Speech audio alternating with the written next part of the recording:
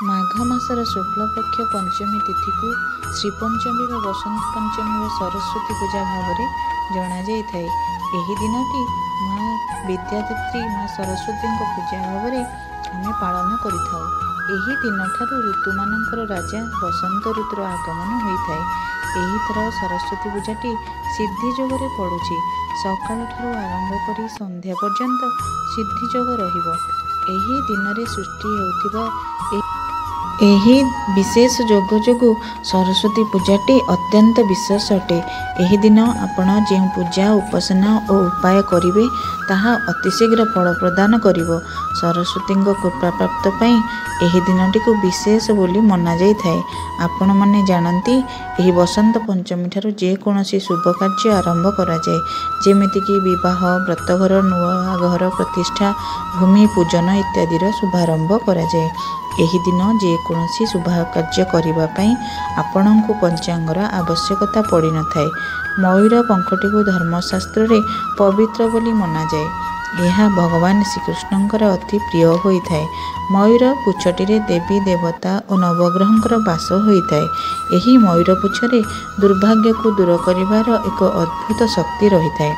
यही श्रीपंचमी दिन मयूर पुछर विशेषता अधिक रही, कारण प्रभु श्रीकृष्ण बसंत पंचमी दिन ही माँ सरस्वती प्रथम पूजा आरंभ करथिले। सेबेठारु आमे समस्ते एही दिनटी को बसंत पंचमी रूपे पालन करुचे। सरस्वती पूजारे मयूर पुछटी को अत्यंत महत्व प्रदान करा जाय थाए। आपण जदि श्रीपंचमी दिन एही मयूर पुछर एही उपायटी पालन कर दियंती, तेबे आपणक घर और परिवार रे केबे भी धनर अभाव रहिबो नाही। घरर एही दिगरे एही दिन रे रखि दियंतु मयूर पुछ। आपणक उन्नतिर बाट खोली जिवो और धन संपत्तिर अभाव रहिबो नाही। तीनोटी मयूर पुछर आवश्यकता रहिछि। एही मयूर पुछ आमर ज्योतिष शास्त्र और तांत्रिक विद्यारे मध्य लागि थाए। आपण माने मयूर पुछटी को जदि बंशी सहित रखि थांती, आपणकर संपर्क रे मधुरता आसी थाए।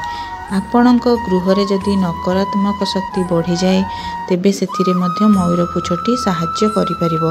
नकारात्मक शक्ति घरे रहिले सेठारु समस्त देवादेवी चली जाइथांती। सकारात्मक शक्ति नाश होइथाए। तेणु गृह को नकारात्मक शक्ति दूर करिबा पई मयूर पुछर एही उपायटी को निश्चय पालन करिबा उचित। सेथिपाई प्रत्येक दिन संध्या समय मयूर पुछटी को नहीं घर सारा जोरे जोरे हलाइबाकु लागंतु, जहाद्वारा नकारात्मक शक्ति गुड़िक बाहरी जीव।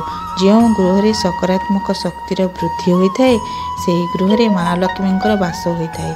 सेही गृह रे धन और सुख शांतिर अभाव हो न थाए।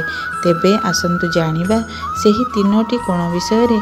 जे तीनोटी कोण रे मयूर पुछ रखिबा द्वारा गृह रे सकारात्मक शक्ति वृद्धि हेबा और महालक्ष्मींकर मध्य बास हेबो। एक शुभ दिन रे एही मयूर पुछ को घर एपरी एक स्थान रे रखंतु जेउथिरे कि समस्तंग नजर पड़िबो, कारण एही मयूर पुछटी समस्त नकारात्मक शक्ति निज भीतर को टाणी नहीं थाए।